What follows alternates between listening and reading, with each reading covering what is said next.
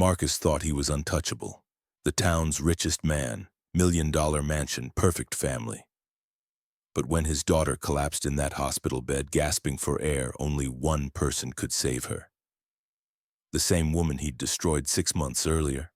The single mom he'd thrown into the street like garbage. Some say it was coincidence, others call it fate, but I know what it really was. Karma. Pine Valley looked like a postcard, white picket fences, tree-lined streets. The kind of place where everyone knows everyone and secrets don't stay buried long. Sarah Martinez had called it home for 8 years. Single mom, part-time nurse, part-time everything else. She worked 3 jobs just to keep the lights on for her 7-year-old son, Diego. Their tiny apartment sat above Chen's grocery store on Maple Street. Not much to look at, but it was theirs. Diego's drawings covered the refrigerator. Sarah's nursing textbooks stacked on every surface. She was 2 semesters away from her RN degree. 2 semesters away from changing their lives forever. But dreams cost money. And money was something Sarah never had enough of. That's when Marcus Whitfield entered the picture. Marcus owned half the town. Whitfield Construction, Whitfield Properties. Even the bank had his name on it. His wife, Jennifer, was PTA president. Their daughter, Emma, rode horses and played violin. Perfect family. Perfect life. Or so it seemed. The trouble started on a Tuesday morning in March. Sarah's rent was 3 days late. Not unusual. She always found a way to catch up. But this time, Marcus had bought Chen's building. And Marcus didn't believe in second chances. "You have 48 hours, Marcus said, standing in Sarah's doorway like a storm cloud. His suit probably cost more than Sarah made in 2 months. "Mr. Whitfield, please, I get paid Friday. I don't need sob stories, I need rent money." Sarah's hands shook as she held Diego behind her. The boy peeked around his mother's legs, wide-eyed and scared. "My son goes to school here. This is our home." "Not anymore, it isn't." Marcus turned to leave, then stopped. "You know what your problem is, Sarah? You think the world owes you something because you're a single mother. But nobody forced you to make bad choices." The words hit like a slap. But Marcus wasn't done. He surveyed their small apartment, the second-hand furniture, Diego's makeshift bedroom in the living room, the stack of medical bills on the kitchen counter. "Maybe if you spent less time playing victim and more time working, you wouldn't be in this mess." Sarah felt something break inside her chest. Not just her heart, her hope. What Marcus didn't know was that Sarah worked 70 hours a week. What he didn't know was that those medical bills weren't hers. They belonged to Mrs. Chen downstairs, whose diabetes medication Sarah bought when the old woman couldn't afford it.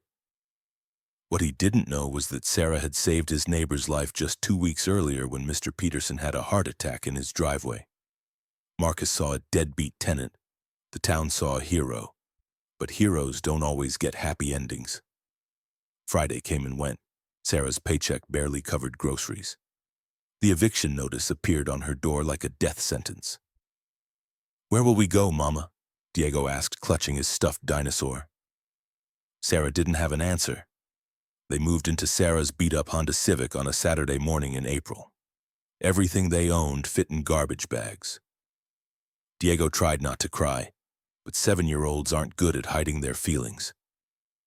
The whole town watched. Some whispered, others looked away in shame. Marcus drove past them in his Mercedes, windows up, air conditioning on. He didn't slow down, didn't look back. But karma was already in motion. You see, what Marcus didn't know was that Sarah wasn't just any nurse. She was a pediatric specialist, one of only 3 in the county certified in emergency airway management for children. What Marcus didn't know was that his perfect daughter, Emma, had a condition, a rare throat abnormality that doctors had missed in routine checkups. A ticking time bomb waiting to explode. 3 months passed. Sarah and Diego lived day to day. Shelters when they had space, the car when they didn't. Sarah kept working, kept studying, kept fighting. Diego started the new school year from a different address every week. Then came the night that changed everything. It was 2:17 a.m. on a Tuesday. Emma Whitfield woke up gasping. Her throat was closing, her lips turning blue. Jennifer screamed. Marcus called 911. "We need pediatric airway specialists," the ER doctor said.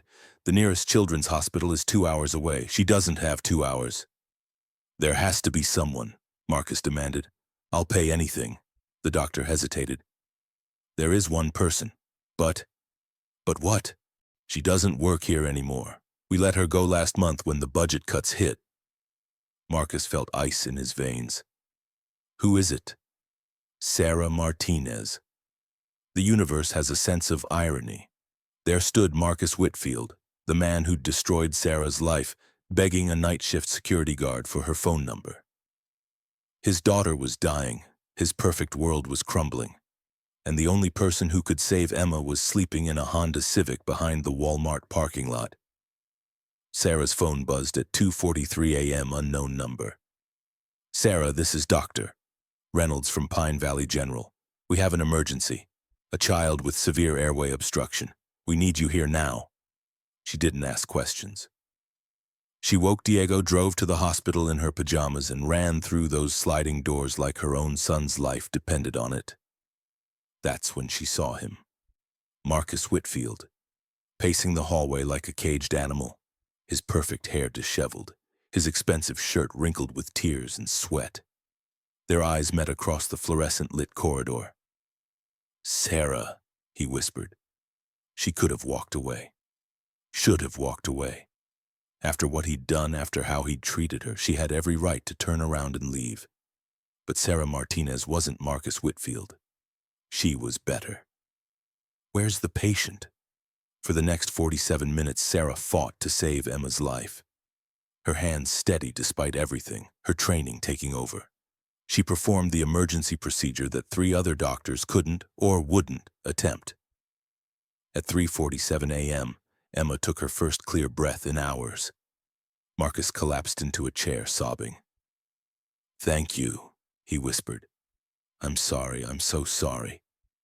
Sarah looked at him, this broken man who'd once seemed so powerful, this father who'd almost lost everything that mattered.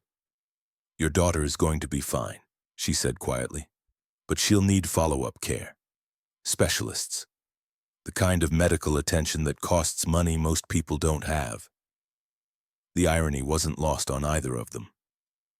3 weeks later, Marcus Whitfield stood at Sarah's new apartment door. Not the same building where he'd evicted her. She'd moved across town to a better neighborhood. Better schools for Diego. This time he came with papers, not eviction notices.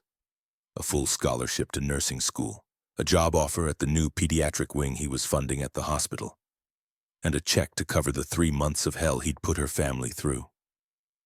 "I can't undo what I did," he said. "But maybe I can do better." Sarah looked at the papers, then at Diego playing in their new living room. Their own living room, with real bedrooms and windows that faced the sunrise. "Everyone deserves a second chance, Mr. Whitfield, even you.